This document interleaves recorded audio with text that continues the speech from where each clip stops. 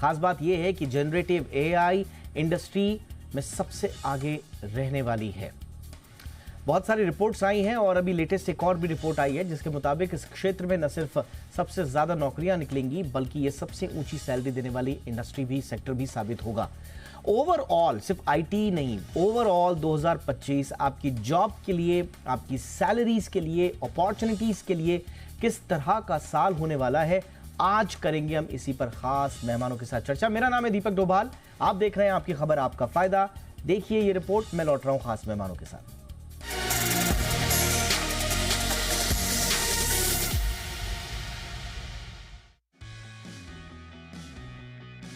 भारत का आईटी और technology sector न सिर्फ नए रिकॉर्ड बना रहा है बल्कि लाखों युवाओं के सपनों को भी नई उड़ान दे रहा है। फर्स्ट मेरिडियन बिजनेस सर्विसेज की एक रिपोर्ट बताती है कि 2025 तक भारत का आईटी सेक्टर देश की जीडीपी में 10% योगदान देगा। यही नहीं, लाखों नौकरियां भी पैदा करेगा।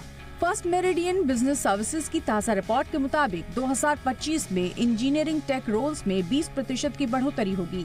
इसके साथ ही जेनरेटिव एआई इंडस्ट्री 2028 तक 10 लाख नई नौकरियां पैदा करेगी। ये बदलाव भारत के आईटी सेक्टर को नई ऊंचाई पर ले जाएगा। अब बात करते हैं सैलरी की। जेनरेटिव एआई से जुड़े पोजीशन पर जैसे generative AI engineer, algorithm engineer और एआई सिक्योरिटी स्पेशलिस्ट सैलरी में 25 से 30% की बढ़ोतरी देखी जा रही है। ये भारत में तकनीकी पेशेवरों के लिए बेहतरीन मौका है। जहां तक ग्लोबल कैपेबिलिटी सेंटर्स यानी जीसीसीज की बात है, इन्होंने 2018-19 से 2023-24 के बीच 6 लाख नौकरियां दी हैं और रिपोर्ट्स के मुताबिक 2030 तक ये संख्या बढ़कर 25 से 28 लाख तक पहुंच सकती है। अब सवाल ये है कि कौन सी स्किल्स इन तकनीकी नौकरियों की रीढ़ बनेगी, तो इसे भी जान लीजिए।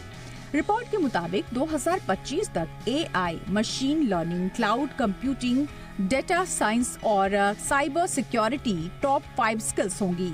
कंपनियां भी अपने अपस्किलिंग बजट में 15 से 20% की बढ़ोतरी करने की योजना बना रही हैं।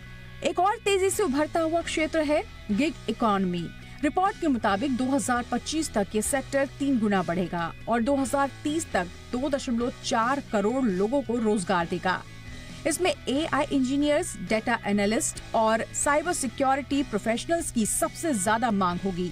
दिलचस्प बात यह है कि अब ये ग्रोथ सिर्फ मेट्रो सिटीज तक सीमित नहीं है। टियर 2 और 3 शहरों जैसे जयपुर, इंदौर और कोयम्बटूर में 2025 तक हायरिंग में 35% की वृद्धि होने की उम्मीद है।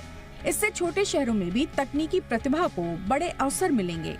एम्स दिल्ली ने डिजिटल हेल्थ केयर में बड़े निवेश की घोषणा की है। डायरेक्टर डॉक्टर एम श्रीनिवास के मुताबिक एम्स 300 करोड़ रुपए से अधिक का निवेश कर रहा है। इस डिजिटल इंफ्रास्ट्रक्चर में आर्टिफिशियल इंटेलिजेंस की मदद से हेल्थ केयर को और सटीक बनाया जाएगा।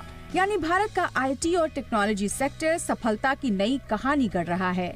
इस रिपोर्ट के मुताबिक नए साल में भारत का आईटी सेक्टर दुनिया के मंच पर और मजबूती से उभरेगा। ब्यूरो रिपोर्ट, जी मीडिया।